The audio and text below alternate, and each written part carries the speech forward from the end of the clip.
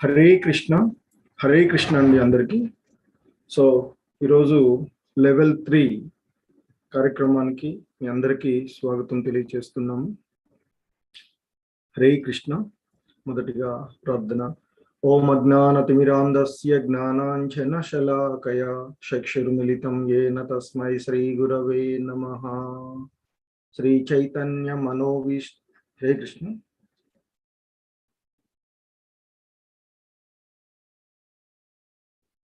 వాంఛాకల్పతరుభ్యశ్చ కృపా సింధుభ్య ఏవ చ పతితానాం పావనేభ్యో వైష్ణవేభ్యో నమో నమః. నమో ఓం విష్ణుపాదాయ కృష్ణప్రేష్టాయ భూతలే శ్రీమతే భక్తివేదాంత స్వామీతి నామినే. నమస్తే సారస్వతీ దేవే గౌరవాణి ప్రచారిణే నిర్విశేష శూన్యవాది పాశ్చాత్య దేశతారిణి. हे कृष्णा करुणा सिंधो दीनबंधो जगत्पते गोपेश गोपिका कांत राधा कांत नमोस्तुते. तप्त कांचन गौरांगी राधे वृंदावनेश्वरी वृषभानुसुते देवी प्रणमामि हरिप्रिये.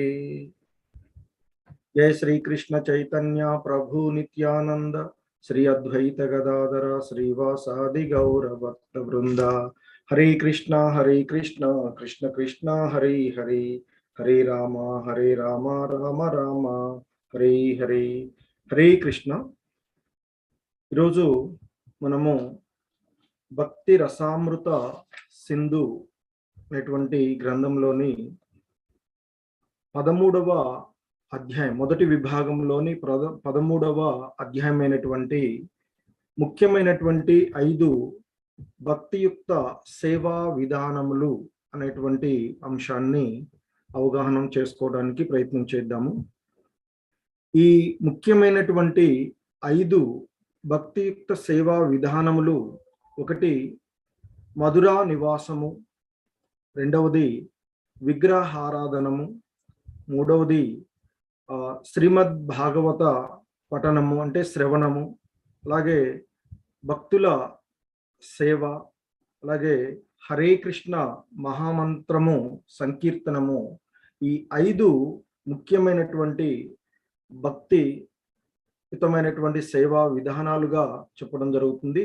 శ్రీల రూప గోస్వామి వారు ఈ 5 విధానాలు అంటే మధురా నివాసము, మధురలో నివాసం ఉండడము, అలాగే విగ్రహారాధనం చేయడము, అలాగే శ్రీమద్ భాగవతాన్ని పఠనం, భక్తుల సాంగత్యంలో ఆ శ్రీమద్ భాగవత పఠనం చేయడము, అలాగే భక్తులకు సేవ చేసుకోవడము, ఇక ఆ మహామంత్రాన్ని జపం చేయడము అనేటువంటి ఈ 5 విధానాలు కూడా ముఖ్యంగా ఆ భక్తియుతమైనటువంటి విధానంలో పురోభివృద్ధి చెందడానికి దోహదపడేటువంటి విధానాలు, అంటే ఆ భక్తి సేవా విధానాలుగా శ్రీల రూప గోస్వాముల వారు పేర్కొనడం జరుగుతుంది. అలాగే ఈ 5 విధానాలలో ఏ ఒకదానితోనైనా మనము కొద్దిపాటి అనుబంధాన్ని కలిగి ఉండి వాటిని పాటిస్తూ ఉన్నట్లయితే అది ప్రారంభంలో ఉండేటువంటి భక్తులను సైతము వారికి భక్తి భావనను కలిగి విధంగా ఉంటుంది అని చెప్తున్నారు.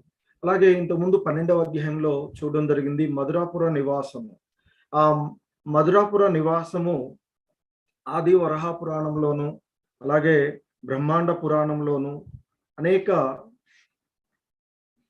ప్రాచాత్యమైనటువంటి గ్రంథాలలో దానికి సంబంధించినటువంటి అంటే పద్మ పురాణం వంటి వాటిలో కూడా ఆ మధురా నివాసం వలన, అంటే ఆ ప్రాంతంలో నివాసించడం వల్ల, ఆ ప్రాంతంలో సంచరించడం వలన, ఆ ప్రాంతంలో ఉండేటువంటి వాతావరణంలో ఉండడం వల్ల కూడా ఈ భక్తి భావన వృద్ధి చెందుతుంది. భక్తి భావనలో మనము ఉన్నతిగా చెందడానికి అవసరమవుతుంది. ఎందుకంటే ఆ మధురాపురం వంటి పవిత్రమైనటువంటి నేలలను తాకటం ద్వారా ఆ భక్తి భావన అనుభూతులు కలుగుతాయి అని, కాబట్టి అక్కడ ఆ నేల అంటే మధురాపురం వంటి నేలను తాకడం వలనే శ్రవణము, కీర్తనము, సంకీర్తనము వంటి ఆ స్పర్శను అన్నింటి యొక్క సర్వ అభిష్టాలు కూడా నెరవేరుతాయి అని చెప్తూ ఉంటుంటారు. అలాగే విగ్రహారాధన. సో ఆ భగవంతుణ్ణి ఒక సాకార రూపంలో, భగవద్గీతలో కూడా అర్జునుడు అడిగినటువంటి దానికి నిరాకార విధానము, సాకార విధానాలలో ఏది ఉత్తమమైనది అనేటి అంటే చెప్తే దానికి ఆయన సమాధానంగా చెప్తాడు. భగవంతుడే చెప్పడం జరుగుతుంది భగవద్గీతలో. ఆ విగ్రహారాధనం అంటే ఒక భగవంతుని యొక్క సాకార రూపాన్ని మనం ఏర్పాటు చేసుకొని మనస్సును ఆ భగవంతుడి పైన కేంద్రీకరించడం ద్వారా మనము ఆధ్యాత్మికంగా వృద్ధి చెందేటువంటి అవకాశము ఉంటుంది అని చెప్తారు. అలాగే ఆ భక్తుల సాంగత్యంలో శ్రీమద్ భాగవతం పఠనము అనేటువంటిది కూడా చాలా ముఖ్యమైనటువంటి అంశంగా చెప్పడం జరుగుతుంది. ఎందుకంటే ఆ వైదిక విజ్ఞానానికి శ్రీమద్ భాగవతము ఒక కల్పవృక్షము వంటిది అని చెప్తారు. ఆ వేదము అంటే మనకి తెలిసినటువంటి అర్థము జ్ఞాన రాశి. మరి అటువంటి ఆ జ్ఞాన రాశి మానవాళికి అవసరమైనటువంటి ఆ అనేక సమస్త విజ్ఞానం కూడా ఆ శ్రీమద్ భాగవతంలో ఉన్నటువంటిది. మరి అటువంటి ఆ శ్రీమద్ భాగవతాన్ని భక్తుల సాంగత్యంలో పఠనం చేయడం ద్వారా మనము ఆధ్యాత్మికంగా వృద్ధి చెందేటువంటి అవకాశం ఉంటుంది. ఆ జీవుడి యొక్క పరమగమ్యమైనటువంటి భగవద్ధామాన్ని చేరుకోవడానికి అది మంచి మార్గంగా ఉంటుంది అని చెప్తారు. అలాగే ఆ గొప్ప వేద గ్రంథాలలో శ్రీమద్ భాగవతము చాలా ముఖ్యమైనదిగా చెబుతూ ఉంటుంటుంది. ఎందుకంటే అది సుఖ ముని ద్వారా ఏదైతే ఒక చెట్టు అంటే ఇక్కడ ఈ వైదిక విజ్ఞానాలలో ఉండేటువంటి దాంట్లో మనం ఆ చెట్టు నుండి ఫలము వచ్చిన తర్వాతనే దాని యొక్క రుచి ఆ ఫలాన్ని ఆ చెట్టుకు ప్రాముఖ్యత ఉంటుంది. అలాగే ఇక్కడ కూడా ఆ వేద గ్రంథాలన్నింటిలోనూ కూడా భాగవతము ఒక ఫలంగా మనకి లభిస్తుంది. మరి అటువంటి ఆ ఫలాన్ని సాధారణంగా చెప్తూ ఉంటాం, సామెతలు చెప్తూ ఉంటాం, చిలక కొట్టినటువంటి పండు అని అంటుంటాం. సో ఇక్కడ సుఖముని ద్వారా విరచితమైనటువంటి ఆ శ్రీమద్ భాగవతాన్ని పఠించడం ద్వారా భక్తి మార్గంలో వృద్ధి చెందడానికి అంటే ఆధ్యాత్మికంగా భక్తి భావనలో ఉండి ఆ భగవంతుని యొక్క ధామాన్ని చేరుకోవడానికి అది దోహదపడుతుంది అని చెప్తూ ఉంటారు. అలాగే భక్తులు ఆ భక్తుల యొక్క సేవ భాగవత సేవ అని కూడా మనం చెప్తూ ఉంటుంటాం. సో కాబట్టి ఆ భక్తుల సేవ ఏదైతే ఉందో వైష్ణవులు లేదా భగవద్భక్తుల యొక్క సేవలు కూడా చాలా ముఖ్యమైనవి భక్తి మార్గంలో అని చెప్తారు. సో దానికి కూడా అనేక పురాణాలలో ఇవి ఆ భక్తుల యొక్క సేవ అనేటువంటి చాలా ముఖ్యమైనటువంటిది అని చెప్తుంటారు. అలాగే కృష్ణ భగవాన్లు కూడా చెప్తూ ఉంటారు. ఆ ఆది పురాణంలో ఉద్ధవునితో చెప్తూ ఉంటారని చెప్తారు. ఓ ప్రియమైనటువంటి పార్థ, నా భక్తుడని చెప్పుకున్నవాడు నిజంగా నాకు భక్తుడు కాడు. నా భక్తులకు భక్తుడిని చెప్పుకునేవాడే వాస్తవంగా నా భక్తుడు అని ఆయన ఇంతకు ముందు అధ్యాయంలో కూడా మనం చూడడం జరిగింది. కాబట్టి భక్తుల సేవ అనేటువంటిది కూడా ఈ భక్తియుత సేవా విధానాలలో ఒక ముఖ్యమైనదిగా చెప్పడం జరుగుతుంది. ఇక హరే కృష్ణ మహామంత్రం మనకి ఈ కలియుగానికి ధర్మంగా ఇవ్వబడినటువంటిది ఆ హరినామ సంకీర్తనము. ఆ భగవంతుని యొక్క నామాలను జపం చేయడము, ఆ నామాలను కీర్తించడము ద్వారా హరే కృష్ణ మహామంత్రాన్ని జపం చేయడము కీర్తించడము ద్వారా ఎంతో భక్తియుత సేవలో పురోభివృద్ధి చెందేటువంటి అవకాశం ఉంటుంది అని చెప్తున్నారు. అలాగే ఇక ఈ 5 మార్గాలు లో దేనితోనైనా ఇక్కడ సూచించబడినటువంటి ఆ మధుర నివాసము, విగ్రహారాధనము, శ్రీమద్ భాగవతం పఠనము, ఆ భాగవతముల యొక్క సేవ, అలాగే హరే కృష్ణ మహామంత్రంని సంకీర్తనం చేయడం.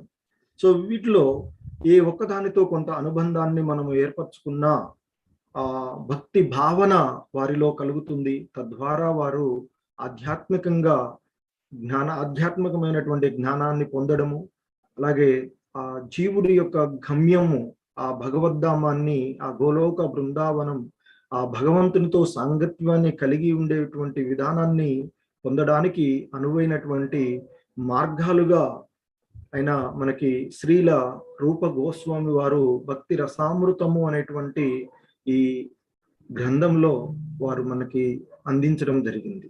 సో ఇక ఈ విధానాలలో వారు ఇచ్చినటువంటి అంశాలని ఒకసారి అందరం కూడా పఠించి చూద్దాము, పారాయణం చేద్దాము.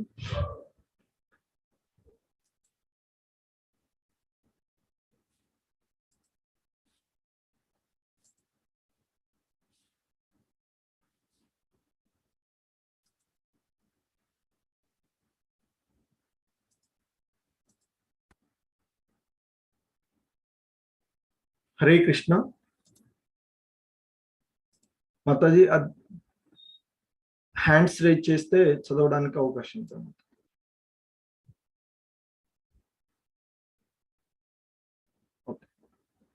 హరే కృష్ణ. సో ముఖ్యమైనటువంటి 5 భక్తియుక్త సేవా విధానములు అనేటువంటి అంశం ఈరోజు. సో వీటిని హరే కృష్ణ. కళ్యాణి మాతాజీ అన్మ్యూట్ చేసుకోండి. హరే కృష్ణ ప్రభుజీ. హరే కృష్ణ మాతాజీ. మధురా నివాసము, విగ్రహారాధనము, శ్రీమద్ భాగవత పఠనము అంటే శ్రవణము, భక్తుల సేవ, హరే కృష్ణ మహామంత్ర సంకీర్తన అను ఈ 5 ముఖ్యమైన భక్తియుత సేవా విధానములని శ్రీల రూప గోస్వామి పేర్కొనెను. ఈ 5 విధానములలోనూ ఏ ఒక దానితోనైనను కొద్దిపాటి అనుబంధము కలిగినను అది ప్రారంభిక భక్తునిలో సైతము భావభక్తిని కలిగింపగలదు. భగవంతుని అర్చారూపమును ఆరాధించు విషయమై శ్రీల రూప గోస్వామి ఒక శ్లోకంలో ఇట్లు తెలిపెను. ఓ నా ప్రియమైన మిత్రుడా, ఈ ఐహిక జగత్తులోని మిత్రుల సాంగత్య సుఖమును అనుభవింపవలెననే ఇచ్చ నీలో ఏమాత్రము ఇంకను మిగిలి ఉన్నను కేసి తీర్థము అంటే బృందావనంలోని ఒక స్నాన ఘట్టము వద్ద వేంచేసి ఉన్న శ్రీకృష్ణుని దివ్య రూపమును నీవు దర్శింపకము. అతడినే గోవిందుడందురు. మోహింపచేయు విశాలమైన నేత్రములను కలిగిన వాడు, మురళిని వాయించువాడు, శిరస్సుపై నెమలిపించమును ధరించువాడును. అతడి దేహము పండువెన్నెలలో ఉజ్వలముగా విరాజిల్లుచుండునటువంటి శ్రీకృష్ణుని నీవెన్నడను దర్శింపకము. ఈ శ్లోకములోని తాత్పర్యం ఏమనగా, తన ఎంట శ్రీమూర్తిని నిలుపుకొని అర్చించు వానికి ఆయనతో ఏమాత్రము అనుబంధం ఏర్పడినను అతడు తన బంధుమిత్రులను, ఐహిక అనుబంధములను, సమాజమును పూర్తిగా విస్మరించును.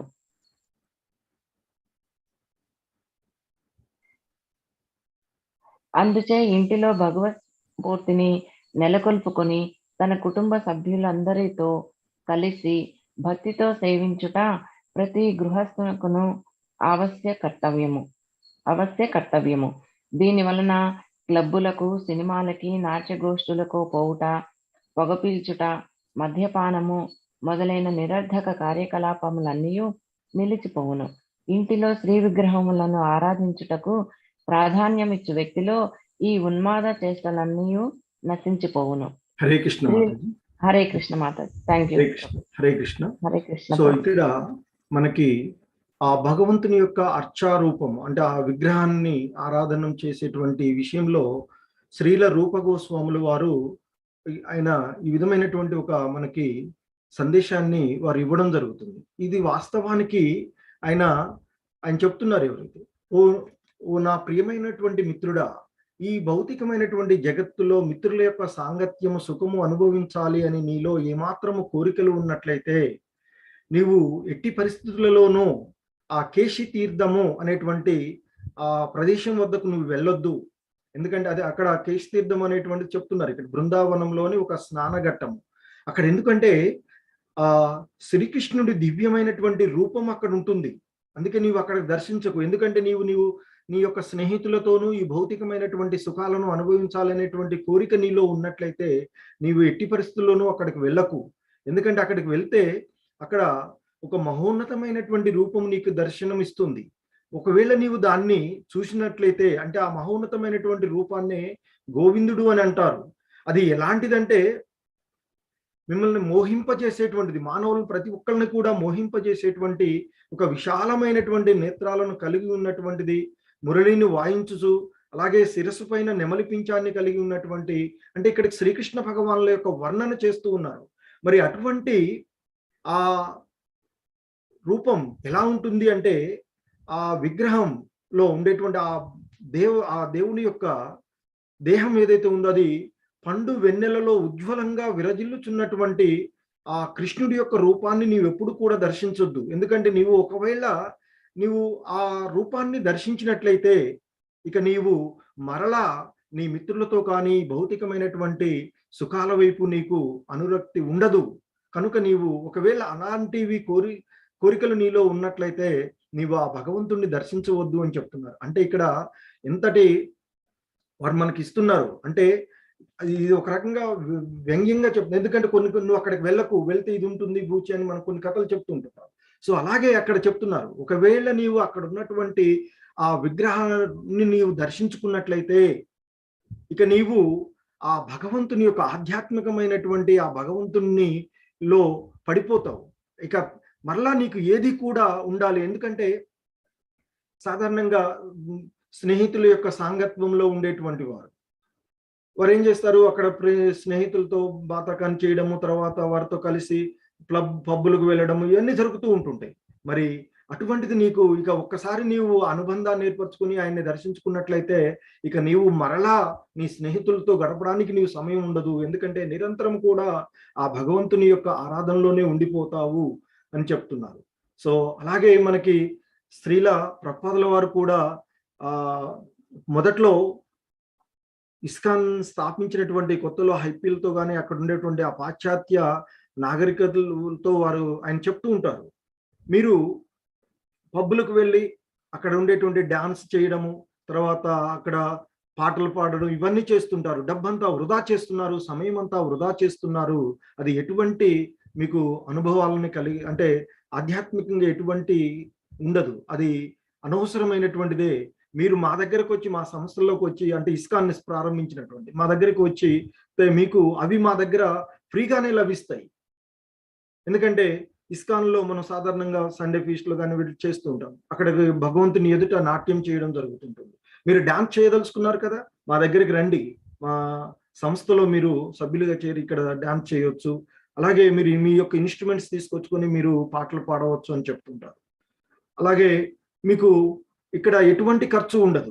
ఒకవేళ మీరు డాన్స్ చేసి అలసిపోయినట్లయితే మీకు ప్రసాదం ఇస్తాం, మేము ప్రసాదం తీసుకొని మరలా డాన్స్ చేయొచ్చు అని శ్రీల ప్రభుపాదుల వారు ఇస్కాన్ని ప్రారంభించి దాన్ని వృద్ధి చెందించేటువంటి క్రమంలో చెప్తున్నారు. అలాగే ఇక్కడ శ్రీల రూప గోస్వాములు వారు చెప్తున్నారు, మనం ఇంట్లో ఆ భగవంతుని యొక్క విగ్రహాన్ని ఏర్పాటు చేసుకొని దానిపైన మనం మక్కువతో ఆరాధన చేస్తూ ఉన్నట్లయితే, అనుబంధాన్ని ఏర్పరచుకుని ఉన్నట్లయితే ఇక మనము అప్పుడప్పుడు మనకి కూడా అంటే ఈ విధానంలో అనుభూతి ఉన్నట్టు వాళ్ళతో మనకు తెలుస్తూ ఉంటుంది.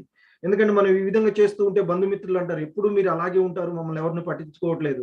సో అదే జరుగుతూ ఉంటుంది. ఇక బంధుమిత్రులను కానీ, ఐహికమైనటువంటి దాన్ని కానీ, సినిమాలకు పోవాలనేటువంటిది కానీ, ఇంకా సీరియల్ చూడడం అనేటువంటిది కానీ, ఇక ఈ భౌతికంలో ఉండేటువంటి ఆ ఉన్మాద శ్రేష్టలు అంటాం, తాగుడు, తర్వాత పొగ పీల్చుడు వంటి మద్యపానాలు, ఇలాంటి వేటిపైపు కూడా మనము ఆ ఇంట్లోనే విగ్రహాన్ని ఏర్పాటు చేసుకొని ఆ భక్తి భావనలో ఉన్నట్లయితే వీటన్నిటికీ కూడా దూరంగా ఉండి ఈ భౌతికమైనటువంటి భవబంధనాలన్నింటి నుండి కూడా బయటపడేటువంటి మార్గంగా ఆ భగవంతుడి ఎదురు మనకు ఉన్నట్లయితే నిరంతరం కూడా ఆ భగవంతుని యొక్క సేవలోనే మనం నిమగ్నమై ఉంటారు అని చెప్తున్నారు. హరే కృష్ణ.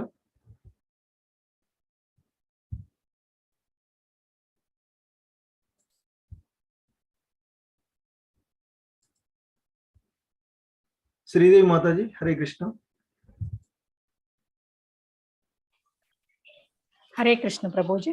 మాతాజీ, శ్రీల గోస్వామి ఇంకను ఇట్లు చెప్పుచున్నారు, పోన మూర్ఖమిత్రమా, ధర్మార్థ కామ మోక్షములను కోరుటకు నిరసించడి శ్రీమద్ భాగవతములోని మంగళప్రదమైన ప్రభుజీ స్క్రోలింగ్ వచ్చుకుంది ముఖ్యమైన 5 భక్తియుక్త సేవా విధానములు. మంగళప్రదమైన కొన్ని భాగములను నీ విధి వరకే వినియుంటివి అనుకొందును. ఇక ఇప్పుడు భగవంతుని దివ్యలీలను వర్ణించుచు శ్రీమద్ భాగవతంలోని 10వ స్కందమ శ్లోకములు నీ వీణుల ద్వారా నీ హృదయంలోని నిశ్చయముగా ప్రవేశింపగలవు. కామ్యకర్మల ఫలితములను, ఆర్థికాభ్యుదయమును, భగవంతునిలోని లీనమగు అద్వైత స్థితిని కల్మష పదార్థములుగా భావించి పూర్తిగా పరిహరించిననే తప్ప ఎవ్వరూ శ్రీమద్ భాగవతమును అవగాహన చేసుకొనజాలరని 1వ స్కందము 1వ అధ్యాయము 2వ శ్లోకము ప్రారంభంలో తెలుపబడినది. భక్తియుక్త సేవను గూర్చి విపులముగా భాగవతము చర్చించును. వైరాగ్యముతో శ్రీమద్ భాగవతమును అధ్యయనము చేయువారు మాత్రమే దశమ స్కందంలోని వర్ణింపబడిన భగవత లీలలను అర్థము చేసుకొని జాలుదురు. అందుచే శ్రీమద్ భాగవతము పట్ల సహజమగు ఆకర్షణ అభిరుచి కలవారు తప్ప దశమ స్కందంలోని రాసలీలల వంటి దివ్యలీలను అర్థము చేసుకున్నటకు ప్రయత్నింపరాదు. శ్రీమద్ భాగవతము యథాతథముగా గలగవలెనన్న శుద్ధ భక్తుడై సదా భక్తియుక్త సేవలో నిమగ్నమై ఉండవలెను. పైన ఉదహరింపబడిన శ్రీల గోస్వామి విరచితములకు 2 శ్లోకముల్లో అలంకారికముగా పరోక్షముగా భౌతిక సంగముతో సాంగత్యమును స్నేహమును ప్రేమను ఖండింపబడినవి. సహజముగా జనులు సంగము పట్లను మిత్రుల పట్లను ప్రేమ పట్లను ఆకర్షింపబడుదురు. ఈ ఐహిక బంధములను దృఢపరుచుకున్నటకు వారు విస్తృతమైన ఏర్పాట్లు చేసుకుందరు. కానీ శ్రీ రాధాకృష్ణుల శ్రీమూర్తులను సందర్శించుట అంటే అట్టి భౌతిక సాంగత్యపు ప్రయత్నములన్నింటినీ విస్మరించుటయే అగును. శ్రీల రూప గోస్వామి రచించిన శ్లోకములో వాచ్యముగా ఐహిక అనుబంధములను స్నేహములను ప్రేమయు ప్రశంసింపబడినట్లును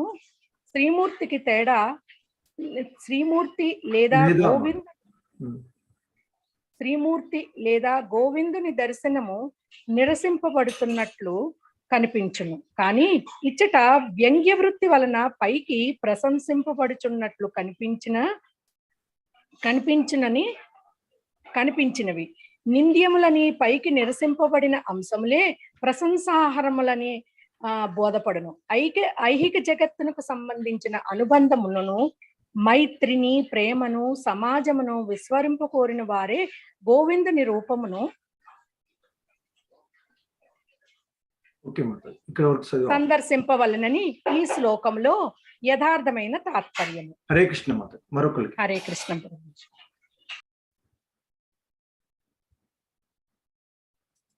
హరే కృష్ణ చంద్రావతి మాతాజీ. హరే కృష్ణ ప్రభుజీ. ఇదే విధముగా శ్రీకృష్ణుని లీలలను ఆస్వాదించుటలో గల దివ్య లక్షణములను కూడా శ్రీల రూపగోస్వామి వివరించెను. ఒక భక్తుడు ఒకప్పుడు ఇట్లనెను, నేను దేవాది దేవుడి శ్రీ విగ్రహములను సందర్శించినది మొదలు నా కన్నులు అశ్రువులతో నిండి ఆ మూర్తిని అభిషేకించుచున్నవి. నా శరీరము కంపించుచున్నది. ఐహిక విధులను నిర్వర్తించుటకు ఆయన నన్ను అసమర్థుని చేసెను. భగవానుని సందర్శించినది మొదలు ఇంట నిశ్చలముగా నిలవలేకున్నాను. ఎప్పుడునూ ఆయనను దర్శించుటకు పోవలేననియే అనిపించును. ఈ శ్లోకంలోని తాత్పర్యం ఏమనగా, ఒక శుద్ధ భక్తుని సాంగత్య భాగ్యము లభించిన వెంటనే ప్రతి వ్యక్తికిని ఆ భక్తుని నోట శ్రీకృష్ణుని గూర్చి వినవలెనను కోరిక కలుగవలెను. అనగా అతనిలో కృష్ణ చైతన్యం అంకురింపవలెను. మహామంత్ర శ్రవణము కీర్తనమును ఎట్లు చేయవలనో వివరించు శ్లోకము కూడా ఒకటి కలదు. నిరంతరము శ్రీకృష్ణ భగవానుని నామ సంకీర్తనము చేయుచుండు నారదుని చేతిలోని వీణాతంత్రుల స్పందనములను యోగులు ఆలకింపగలరట. అట్టి ధ్వని ప్రకంపనములే నేడు నా వీణులలో ప్రవేశించినవి. నిరంతరము దేవాది దేవుని సాంగత్యమును నేను అనుభవించుచున్నాను. క్రమేణా ఐహిక భోగముల పట్ల నాకు గల ఆసక్తి అంతరించుచున్నది. హరే కృష్ణ మాతాజీ. హరే కృష్ణ ప్రభుజీ. ధన్యవాదాలు. ధన్యవాదాలు.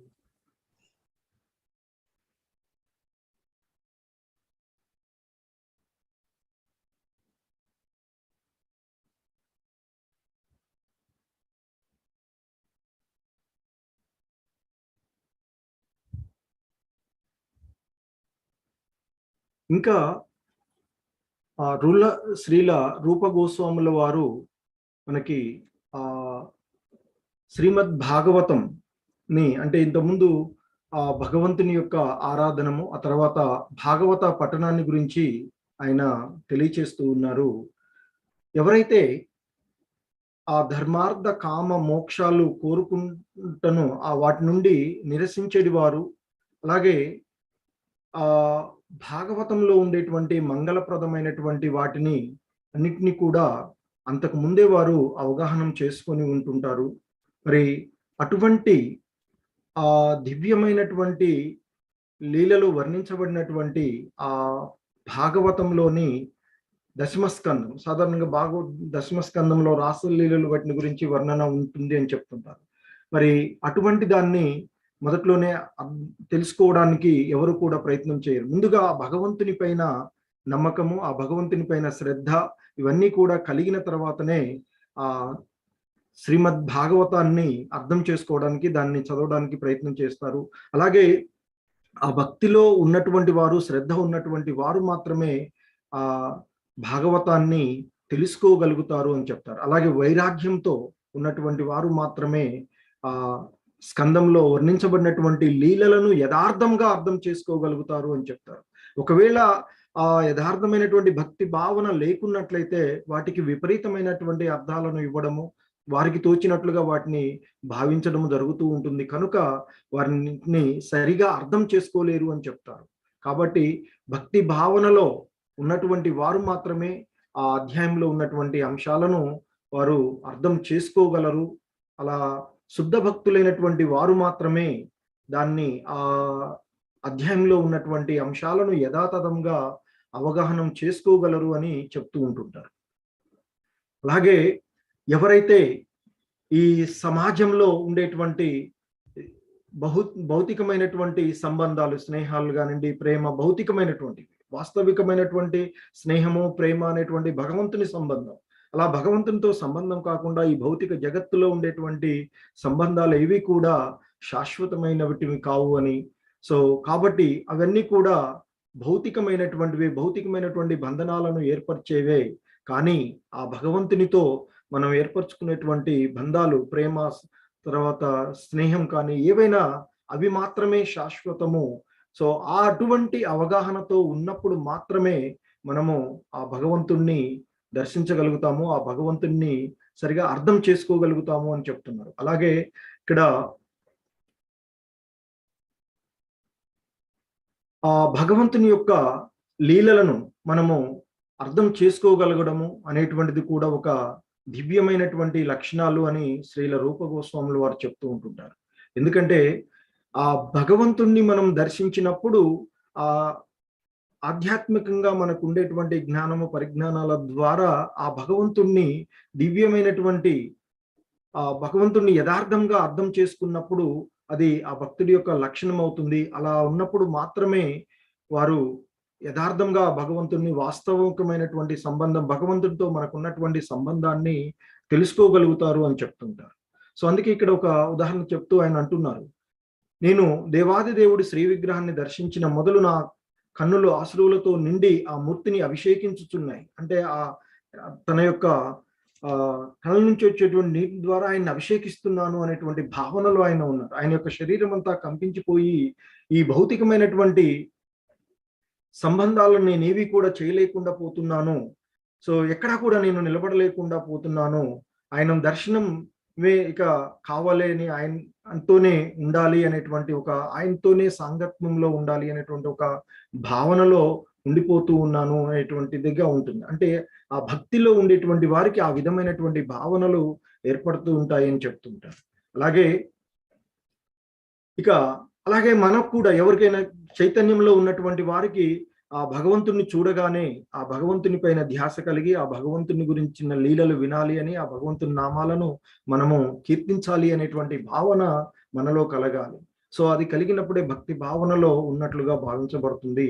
అలాగే ఆ మహామంత్ర శ్రవణం, నిరంతరం కూడా ఆ భగవంతుని నామాన్ని మనం ఏ సంబంధంలో ఉన్నా, ఏ పని చేస్తూ ఉన్నా ఆ భగవంతుని యొక్క నామాలను మనము నిరంతరము మన చెవులలో ధ్వనించాలి అని చెప్తున్నారు. ఎలా అంటే ఆ నారదుడి చేతిలో వీణాతంత్రులు ఎప్పుడు కూడా నిరంతరము స్పందనలు మోగుతూ ఉంటుంటాయో, సో అలాగే మనలో మనకి ఆ నిరంతరం కూడా ఆ భగవంతుడు హరే కృష్ణ కృష్ణ కృష్ణ హరే హరే, హరే రామ రామ రామ హరే హరే అంటూ ఆ భగవంతుని యొక్క నామాలు మనలో ప్రతిధ్వనించే విధంగా ఎప్పుడు నిరంతరం కూడా ఆ భగవంతుని యొక్క సాంగత్యంలో ఉన్నట్లుగాను, ఆ భగవంతుని మనం ఏ పని చేస్తున్నా భగవంతుని యొక్క సంబంధాన్ని అనుభవించుతున్నట్లుగా ఉన్నట్లయితే ఈ భౌతికమైనటువంటి విషయాల నుండి మనము బయటపడతాము అని చెప్తూ ఉన్నారు. హరే కృష్ణ.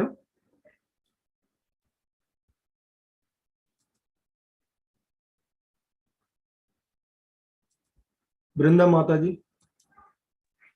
హరే కృష్ణ ప్రభు. శ్రీల రూప గోస్వామి మధుర మండలమును మరల ఇట్లు వర్ణించాను.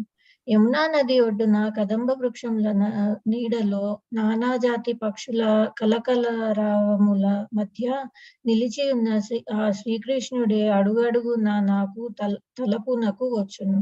ఆయనను గూర్చిన స్మృతులు దివ్య సౌందర్యానందముల అనుభూతిని నాకు చేకూర్చుచున్నవి.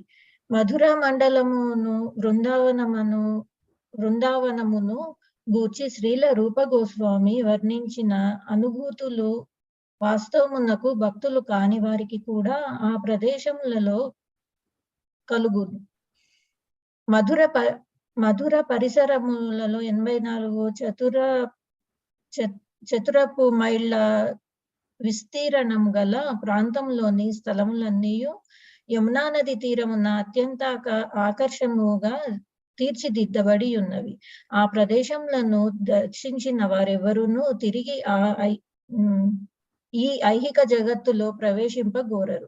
శ్రీల రూప గోస్వామి మధుర బృందావనములను గూర్చి తెలిపిన అంశములన్నింటినీ ఆయన స్వయంగా ప్రత్యక్షముగా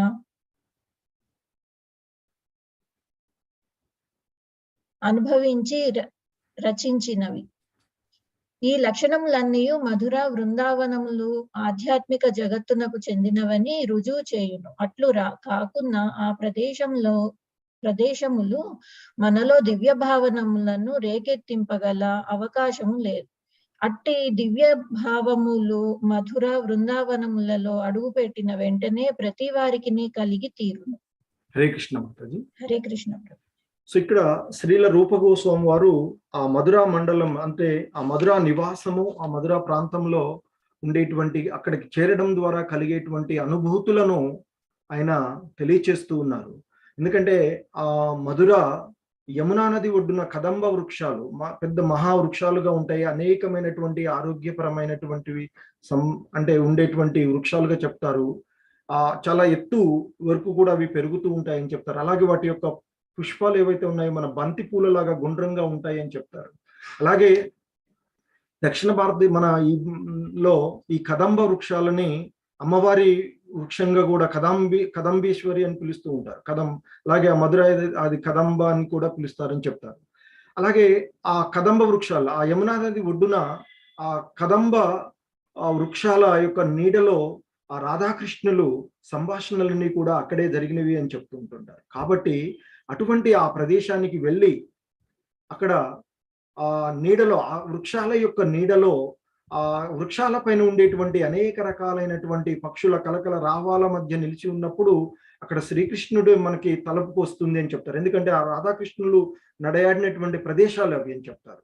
సో అక్కడికి ఆ ప్రదేశమే కాకుండా మధుర చుట్టుపక్కల ఉన్నటువంటి సుమారుగా మధుర చుట్టూ 84 చదరపు మైళ్ళ విస్తీర్ణములకు అన్ని సమయాల యమునా నది తీరమంతా కూడా అత్యంత ఆకర్షణీయంగా ఉంటుంది అని చెప్తారు. అక్కడికి వెళ్ళినటువంటి అభక్తుడు కూడా అంటే భక్తి భావనలో లేనటువంటి వారు కూడా అక్కడికి వెళ్ళడం ద్వారా భక్తి కలుగుతుంది అని చెప్తారు. సో ఏదో దివ్యమైనటువంటి స్మృతులు అక్కడికి చేరుకున్నటువంటి ఆ వృక్షాల కిందకి చేరుకున్నటువంటి వారికి కానీ అక్కడ ఆ ప్రదేశాలకు చేరుకున్నటువంటి వారికి కలుగుతూ ఉంటుంది అని చెప్తున్నారు. సో కాబట్టి అటువంటి ప్రదేశం ఆ మధుర బృందావనాలను గురించి ఆయన ఇక్కడ తెలిపినటువంటివన్నీ కూడా వారు స్వయంగా అనుభవించినటువంటి లక్షణాలుగాను అక్కడ చేరుకున్నటువంటి ప్రతి ఒక్కరికి కూడా ఆ దివ్యమైనటువంటి అనుభూతే కలుగుతూ ఉంటుంది. అది అక్కడ చేరినటువంటి భక్తుడికైనా అభక్తుడికైనా అందరికీ కూడా అక్కడ అంటే ఆ స్థల ప్రభావం అని చెప్తాం. అలాగే మనం భగవద్గీతలో చెప్తాం కురుక్షేత్రం అనేటువంటి ప్రదేశంలో అక్కడికి చేరినటువంటి వాళ్ళు అందరూ కూడా మంచిగా మారిపోతారు అనేటువంటి. సో ఇక్కడ కూడా ఈ మధుర అలాగే బృందావన ప్రదేశాలకి మనం యాత్ర చేసినటువంటి వారందరూ కూడా భక్తులుగా మారేటువంటి అవకాశం ఉంటుంది అని చెప్తున్నారు. ఇట్టి పరిస్థితుల్లో కూడా వారిలో ఇక ఆ భౌతికమైనటువంటి విషయాలన్నింటి నుండి కూడా వారు బయటపడతారు అని తెలియచేస్తూ ఉన్నారు. హరే కృష్ణ.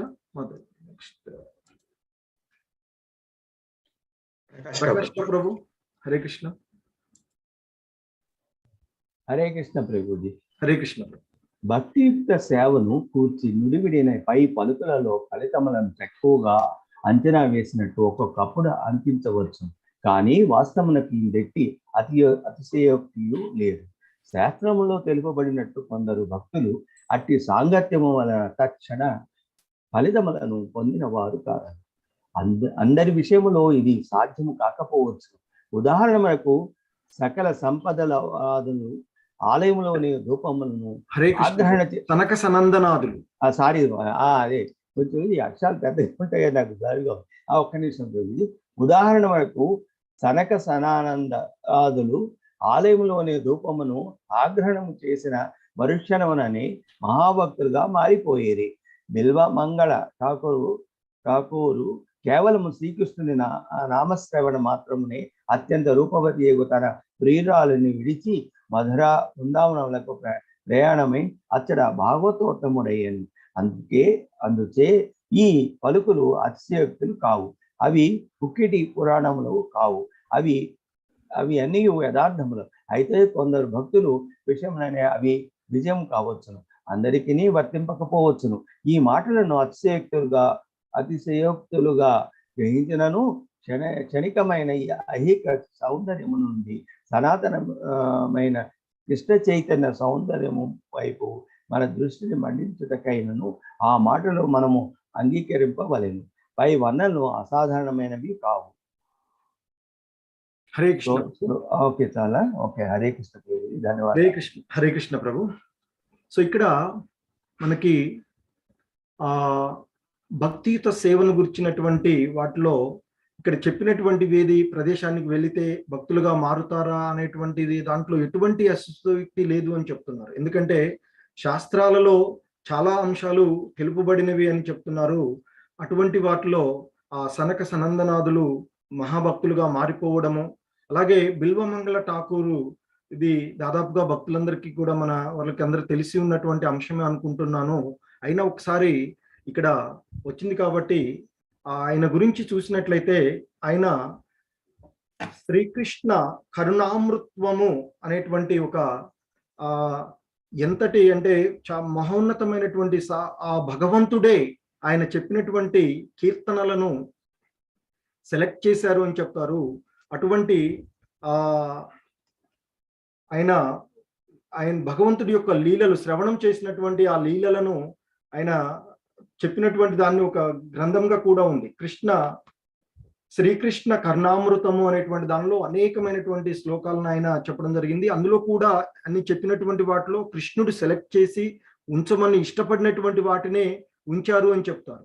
అయితే ఈ బిల్వమంగళ ఠాకూరు వారు అంతకుముందు ఒక మహాసన్యాసిగా ఉండేటువంటి వారు అని చెప్తారు. ఎప్పుడు కూడా నిరంతరము కృష్ణ భక్తి భావనలో ఉండి సప్తాహాలు చేస్తూ ఆ భక్తుల్ని సేవిస్తూ ఉండేటువంటి వారు అని చెప్పేవారు. అలా చేస్తున్నటువంటి సమయంలో ఆయనకి ఒకసారి డబ్బు అవసరం పడుతుంది. తన దగ్గర ఉన్నంత కూడా అయిపోయి తను ఆ ధనం కోసం తిరుగుతూ ఉంటుంటాడు. అటువంటి పరిస్థితులలో ఆయన పోతున్నటువంటి సమయంలో ఒక 18 సంవత్సరాల వయసు ఉన్నటువంటి ఒక అందమైనటువంటి కన్య యువరాణి మరణిస్తుంది. అక్కడ ఆమె యొక్క అంత్యక్రియలు నిర్వర్తిస్తూ తల్లిదండ్రులు వారందరూ కూడా రాజు యాక్చువల్గా ఆయన దాన్ని పూర్తి చేయకుండానే వెళ్ళిపోయారని చెప్తారు. అక్కడ ఆమె ఒంటి నిండా కూడా బంగారమైనటువంటి ఆభరణాలన్నీ కూడా ఉన్నాయని చెప్తారు. అవి తీసుకొని ఆయన ఈ భాగవతములు సేవ చేయాలనేటువంటి ప్రయత్నం చేస్తారు అని చెప్తారు. అయితే వెంటనే ఆ యువరాణి యొక్క ఆత్మ ఆయనతో మాట్లాడుతుందట. ఓ భాగవతముడా, ఓ మహానుభావ, మీరు ఇవి తీసుకోకండి. మీకు ఒకవేళ ధనమే కావలసి వచ్చినట్లయితే మా నాన్న రాజు, మీరు అక్కడికి వెళ్తే మీకు కావలసినటువంటి సంపదలు ఇస్తాడు. ఒకవేళ ఆయన అలా ఒప్పుకోలేనట్లయితే నేను ఒక రహస్యాన్ని చెప్తాను. నా యొక్క గదిలో ఒక పెట్టె ఉంటుంది, అందులో అనేకమైనటువంటి సంపద ఉంది. ఆ సంపదతో నువ్వు సేవ చేసుకోవచ్చు, సప్తాహాలు జరుపుకోవచ్చు, భాగవత సప్తాహాలు చేయొచ్చు అని చెప్తే సరైన అక్కడికి వెళ్తాడు. వెళ్తే ఈయన చెప్పినటువంటి వాటికి అంటే అక్కడ పోలికలు కుదిరి ఆమె యొక్క రూమ్లోకి వెళ్ళి చూస్తే అక్కడ సంపద ఉంటుంది. ఆ సంపద అంతా ఇస్తే అది తీసుకొని అక్కడికి వచ్చినటువంటి సేవలు చేస్తాడు. అది మరీ సరిపోక మళ్ళీ వస్తాడు. అంటే వచ్చి మరలా ఇక ఏం చేస్తాడంటే ఆమెపై ఉన్నటువంటి ఒక వజ్రాల నగ తీసుకొని దాన్ని అమ్మి మరలా చేయడానికి ప్రయత్నం చేస్తాడు. ఆ సమయంలో ఆమె ఇక శపిస్తుంది ఆయన్ని. నేను చెప్పినా వినకుండా అపరాధం చేశావు, నేను కోపంతో ఉన్నాను, కనుక నీవు మానవుడిగా మళ్ళీ మానవ జన్మ తీసుకొని కామంతో కూడినటువంటి ఒక నికృష్టమైనటువంటి జన్మ అంటే జీవితాన్ని నీవు గడుపుతావు అని ఆమెను శపిస్తుందట. ఆయనే తర్వాత ఆ బిల్వ మంగళుడుగా జన్మ తీసుకోవడం జరుగుతుంది. తర్వాత ఆ రాకుమారి చింతామణిగా వచ్చింది అని చెప్తుంటారు. ఇక ఆ తర్వాత ఈయన మరలా నెక్స్ట్ ఒక సాంప్రదాయమైనటువంటి బ్రాహ్మణ కుటుంబంలోనే జన్మించడం జరుగుతుంది. అయితే ఆయన యొక్క యుక్త వయసులోనే తండ్రి మరణించడం ద్వారా చెడు అలవాట్లకు పడి ఆ చింతామణి ఎవరైతే అంతకుముందు రాకుమారి మరలా జన్మ తీసుకుందో ఆమె చింతామణిగా వచ్చింది. అంటే ఒక వేశ్య జీవితాన్ని గడుపుతూ ఉంటుంది. అలాంటి ఆమెతో ఈయన సాంగత్యం చేసి తర్వాత తన తండ్రి సంపాదించినటువంటి సంపద అంతా కూడా అంతా కాజేస్తాడు. చేసి అటువంటి ఆయన ఆ భౌతికమైనటువంటి ఆకర్షణకి ఎలా అట్రాక్ట్ అవుతాడంటే, ఒకరోజు తన తండ్రి యొక్క కర్మలు చేసేటువంటి సందర్భంలో వెంటనే ముగించగానే ఆమెను చేరుకోవాలి అంటే ఆ వేశ్యను ఆ చింతామణిని చేరుకోవాలి అనేటువంటి ఒక భావనతో రాత్రి వర్షం పడుతూ ఉన్నా ఆమెను చేరుకోవాలి. ఆయనేమో ఇక్కడ అంటే వీళ్ళిద్దరి కథ ఒక రకంగానేమో మన ఆంధ్రప్రదేశ్లోనే ఉంది అని చెప్తారు, ఆయనేమో గుంటూరు జిల్లా అని చెప్తారు, తర్వాత ఈమె కృష్ణాలో ఉంది అని చెప్తారు, అక్కడ మధ్యలో కృష్ణా నది ఉంటుంది అని చెప్తారు. మరొకటి వేరే రాష్ట్రంలో కూడా కథ చెప్తున్నారు. సరే, ఉన్నటువంటి దాంట్లో మనం చూసుకున్నట్లయితే ఆ వర్షంలో ఆమెను చేరుకోవాలి, ఆమె యొక్క పొందు కోసం అనేటువంటి భావనలో ఆ తండ్రి అక్కడ ఉండేటువంటి వాళ్ళు చెప్తున్నా కానీ వినకుండా వెళ్తాడు. వెళ్తున్నటువంటి సమయంలో బాగా వర్షం వస్తుందని చెప్తారు. ఆ వర్షంలో అతడు ఆ నదిని దాటడానికి ఒక తుంగ ఏదైతే నదిలో కొట్టుకుంటూ వస్తే దాన్ని అడ్డం పెట్టుకొని దాని ద్వారా అవతలకు దాటుతాడని చెప్తారు.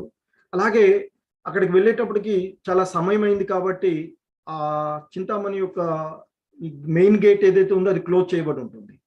ఆ మెయిన్ గేట్ నుంచి వెళ్ళడానికి వీలు కాక గోడ దాటడానికి అక్కడ పైన ఒక తాడు ఉంది అనేటువంటి భావంతో అక్కడికి దాన్ని ఆసరాగా తీసుకొని ఇంట్లోకి వెళ్తాడు అని చెప్తారు. అయితే ఈయన ఆ విధానంలో అక్కడ తుంగగా ఏదైతే భావించి తను వెళ్ళాడో అది ఒక ఆ నదిలో కొట్టుకుంటూ వస్తున్నటువంటి ఒక శవం అని కూడా అతను గుర్తించలేదు ఆ కామ విధానంలో అని చెప్తారు. అలాగే తాను ఏదైతే ఆధారంగా తీసుకున్నాడో అది ఒక భయంకరమైనటువంటి నల్లతాస్వం, చనిపోయినటువంటి నల్లతాస్వం అని కూడా తెలవకుండా ఆ విధంగా అక్కడికి వెళ్తాడు. అక్కడికి వెళ్ళిన తర్వాత మళ్ళీ ఆమె పైన రూమ్కి వెళ్ళిన తర్వాత ఆమె అంటుంది, ఇక ఆ వచ్చినటువంటి విధానము, ఆ రాత్రి వర్షంలో వచ్చినటువంటి విధానాన్ని చూసినటువంటి ఆ వేశ్య అయినటువంటి చింతామణి ఆమె చాలా కృష్ణ భక్తురాలు అని చెప్తారు. అటువంటి ఆమె ఇక ఆయనతో అంటుంది, ఈ మాంసపు ముద్దలు రక్త మాంసాలతో కూడినటువంటి ఈ శరీరం పైన ఇంత మమకారాన్ని పెంచుకొని ఇన్ని కష్టాలు అనుభవించుకుంటూ వచ్చావే, ఒక్కసారి ఆ మధురలో ఉండేటువంటి కృష్ణుని యొక్క దర్శనం, ఆ మధుర నువ్వు ప్రయాణం చేసినట్లయితే నీకు ఇంతకంటే మంచి అనుభూతి కలుగుతుంది అని ఆమె చెప్తుందంటారు. అందుకే ఆమెని తన మొదటి గురువుగా కూడా స్వీకరించారు అని చెప్తుంటారు. అలా ఆ మాటలు విన్నటువంటి ఆయనలో జ్ఞానోదయం అంటే అప్పటికి జరుగుతుంది. జరిగి హరే కృష్ణ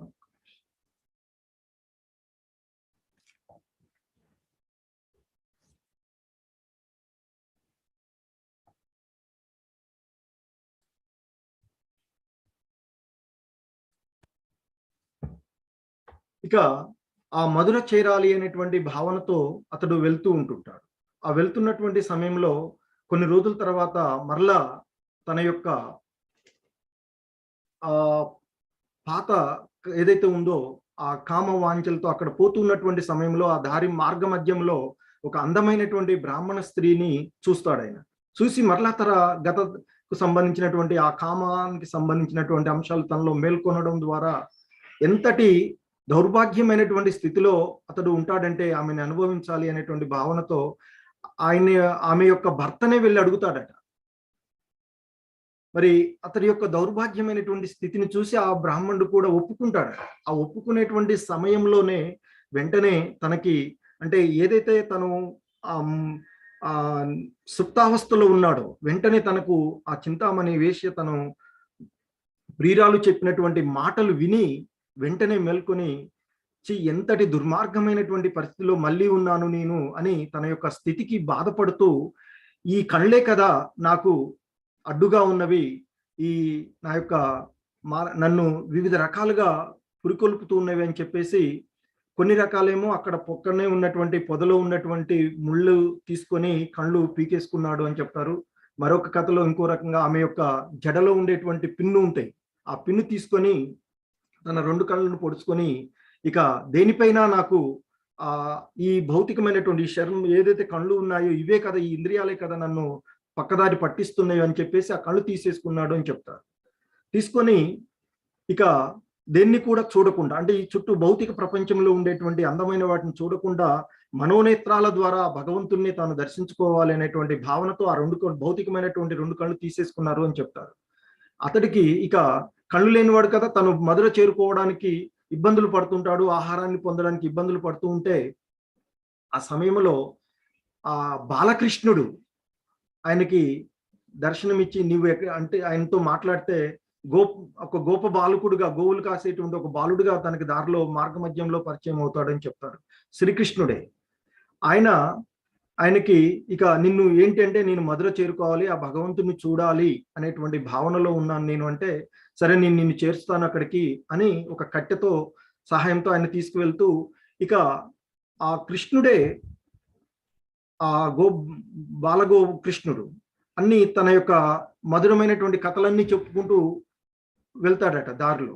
అవి అన్ని శ్రవణం చేసినటువంటి, అంటే ఆ సాక్షాత్తు ఆ బాలకృష్ణుడి నుంచి శ్రవణం చేసినటువంటి ఆ కథలు ఏవైతే ఉన్నాయో ఆ కథలన్నింటినీ కూడా ఆయన ద్వారా విన్నటువంటివి, ఆ కథల ద్వారా శ్రవణం చేయడం ద్వారానే విన్నటువంటి వాటన్నిటిని కూడా కీర్తనల రూపంలో అక్కడికి ఆ మధుర చేరుకొని, అక్కడ భాగవోత్తముడు అయిన తర్వాత ఆయన ఏదైతే ఆ బాలకృష్ణుడి ద్వారా విన్నాడో ఆ విన్న వాటిని అన్నింటినీ కూడా కీర్తనల రూపంలో రాయడము, ఆ తర్వాత ఆ మధురలో తన గురువు దగ్గర నామాన్ని మార్చుకోవడము, ఆయనే తర్వాత లీలా శుక అనేటువంటి పేరుగా మార్చబడింది అని చెప్తారు. ఆ లీలా శుకుడు రచించినటువంటిదే శ్రీకృష్ణ కర్ణామృతము. అందులో ఆయన బాలకృష్ణుడి ద్వారా శ్రవణం చేసినటువంటి వాటన్నిటినీ కూడా ఆయన కీర్తనల రూపంలో చెప్పడం జరిగింది అని చెప్తారు. ఆయన్నే మరొక పేరు సూరదాసు అని కూడా చెప్తుంటారు. ఆయన మొత్తం కూడా భగవంతుడిని ఆయన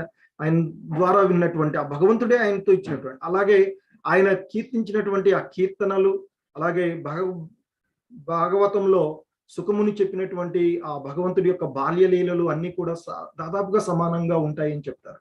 సో ఆ విధంగా శ్రవణము ద్వారా ఆయన భాగవతముడు అయ్యేటువంటి అంశాన్ని ఇక్కడ మనము యథార్థమైనటువంటి శాస్త్రాలలో సూచించబడినటువంటి ఒక అతిశయోక్తులు కావి, వాస్తవంగా ఉన్నటువంటి విషయాలు ఇవి.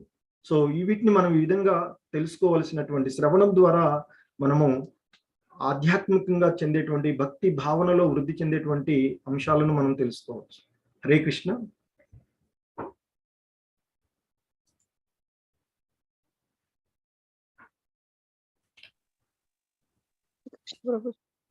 హరే కృష్ణ.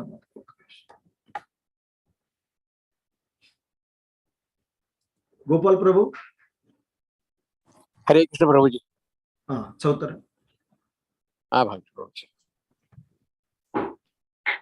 భక్తియుక్త సేవల వలన సాధించు ఫలితములు కేవలము వర్ణాశ్రమ ధర్మములు పాటించడం వలననే క్రమేణా మనము సాధింపగలమని కొందరు విద్వాంసులు వాదించుచుందరు. కానీ ఈ వాదనను ప్రామాణికులైన వారు అంగీకరింపరు.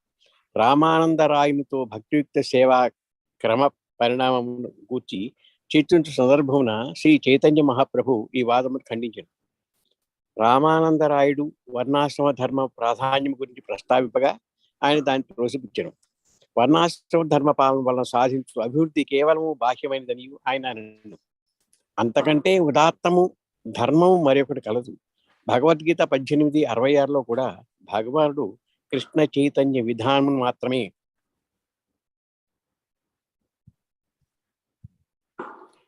స్వీకరించి తక్కిన ధర్మములు అందరినీ పరిత్యజింపుడని బోధించే సర్వధర్మాన్ పరిత్యజ్య మామేకం శరణం ప్రజ, అదే వ్యక్తికి ఉదాత్త జీవన సాఫల్యమును సాధించడానికి తోడ్పడును. శ్రీమద్ భాగవతం 11:29లో భగవానుడు ఇట్లనను, నా లీలలను గూర్చియు గుణముల గూర్చియు వినవలనని సహజముగా ఆకర్షణలు కలుగు వరకే వ్యక్తి వర్ణాశ్రమ ధర్మము పాటింపవలను. అనగా వర్ణాశ్రములకు విధింపబడిన ధర్మములు ధర్మార్థ కామ మోక్షములకు తోడ్పడకు కర్మకాండలు మాత్రమే. ఇవి అన్నీ కృష్ణ చైతన్యం పెంపొందించుకుని వారికి మాత్రమే ఉద్దేశింపబడిన ధర్మములు. నిజమునకు కృష్ణ చైతన్య సమీపమునకు కొనివచ్చు వరకు మాత్రమే ఆచరింపదగినవిగా అట్టి ధర్మములను వైదిక శాస్త్రములను విధించినవి. అందుచేత శ్రీకృష్ణుని పట్ల సహజమైన ఆకర్షణ ఇదివరకే ఏర్పడి ఉన్న భక్తునకు శాస్త్రములు విధించిన ఆ ధర్మములు వర్తింపవు. హరే కృష్ణ ప్రభు. హరే కృష్ణ మాత ప్రభుజీ. హరే కృష్ణ. సో ఇక్కడ ఆ భక్తియుత సేవ వలన సాధించేటువంటి ఫలితాలు సాధారణంగా దానికోసం వర్ణాశ్రమ ధర్మాలని పాటించాలి అని అంటే బ్రహ్మచారిత్వాన్ని, గృహస్థ ధర్మాన్ని, తర్వాత వానప్రస్థ, తర్వాత సన్యాసము అనేటువంటి ఒక క్రమమైనటువంటి పద్ధతిలో ఈ ధర్మాలని ఆచరించాలి అనేటువంటిది మనకి విద్వాంసులు చెప్పేటువంటి అంశాలుగా చెప్తూ ఉన్నాయి. అయితే ఇది అవసరం లేదు అనేటువంటిది మనకి చైతన్య మహాప్రభువుల వారు, భగవంతుని యొక్క అవతారమైనటువంటి చైతన్య మహాప్రభువుల వారు ఆ కలియుగంలో వచ్చినప్పుడు సుమారు 500 సంవత్సరాలకు పూర్వము ఆయన అవతారం తీసుకున్నప్పుడు ఈ విషయాలని ఆయన ధృవీకరించారు. అంటే ఈ భక్తి భావనలో వృద్ధి చెందడానికి, భక్తి భావనలో భక్తియుతమైనటువంటి సేవలో పాల్గొనడానికి ఈ క్రమమైనటువంటి పద్ధతి కూడా ఏమీ అవసరం లేదు అనేటువంటి దాన్ని వారు సూచించారు అనేటువంటి దాన్ని ఒక ఉదాహరణగా చెప్తున్నారు. చైతన్య మహాప్రభువుల వారు ఆ రామానంద రాయ్తో కలిసినప్పుడు వారిద్దరి మధ్య జరిగినటువంటి సంభాషణలో ఈ వర్ణాశ్రమ విధానాలని, అంటే ఒక క్రమమైనటువంటి పద్ధతిలో ఉండాలి అనేటువంటి దాన్ని శాస్త్రాలలో సూచించబడినటువంటి దాన్ని కూడా వారు తోసిపుచ్చారు అని. అయితే ఇక్కడ ఏదైతే ఉందో ఈ పద్ధతులు ఏవైతే ఉన్నాయో, శాస్త్రాలలో సూచించబడినటువంటి ధర్మాలు లేదా నిబంధనలు ఏవైతే ఉన్నాయో అవి ఆ భగవంతుని యొక్క సాంగత్యము చేకూరడానికి తోడ్పడేవి. ఒకసారి ఆ భగవంతుని యొక్క సాంగత్యాన్ని పొందినట్లయితే ఇక ఈ ధర్మాలు ఏవి కూడా అవసరం లేదు. ఎందుకంటే అవన్నీ కూడా అంతకుముందే వారు ఎరిగినటువంటి వారే అవుతారు కనుకనే వారు ఆ భగవంతుని యొక్క సాంగత్యంలోనికి వస్తారు అని. సో కాబట్టి ఆ విధంగా మనకి విధించబడినటువంటి ఆ ధర్మార్థ కామ మోక్షాలు వాటన్నిటిలో కూడా ఆ కర్మకాండలు మాత్రమే ఉన్నాయని, ఇది అవన్నీ కూడా కృష్ణ చైతన్యాన్ని పెంపొందించుకోవడానికి, ఆ కృష్ణ చైతన్యంలో లేని వారి కోసం మాత్రమే ఉద్దేశించబడినటువంటి ధర్మాలని, అలా కృష్ణ చైతన్యంలో ఉన్నటువంటి వారుకి ఇవి ఒక అడ్డంకులుగా కావు. అంటే వీటితో సంబంధం లేకుండానే ఆ భగవంతునితో సహజమైనటువంటి ఆకర్షణ ద్వారా ఉంటారు వారు. సో కాబట్టి ఈ వర్ణాశ్రమ ధర్మము అనేటువంటిది అడ్డంకులు కావు. అంటే అది చైతన్యంలో రావడానికి దోహదపడేటువంటి అంశాలు. ఒకసారి ఆ చైతన్యంలోనికి వచ్చిన తర్వాత ఇవేవి కూడా ఆచరించవలసినటువంటి అవసరం లేదు. సహజం ఆ భక్తియుతమైనటువంటి సేవే. ఈ భక్తియుతమైనటువంటి సేవకు మరొక ఎటువంటి అడ్డంకి లేదు. నిరంతరము ఆ భగవంతుని యొక్క నామాన్ని జపించడము, ఆ భగవంతుని సంబంధంలో ఆ భగవంతుని యొక్క లీలలను కీర్తించడము, ఆ భగవంతుని యొక్క దివ్య రూపాన్ని ఆరాధించడము, ఆ భగవంతుడు నడియాడినటువంటి ప్రదేశాలలో జీవించడము వంటివి ఆ భక్తికి ఒక మహోన్నతమైనటువంటి మార్గాలే అని చెప్తూ ఉన్నారు. హరే కృష్ణ.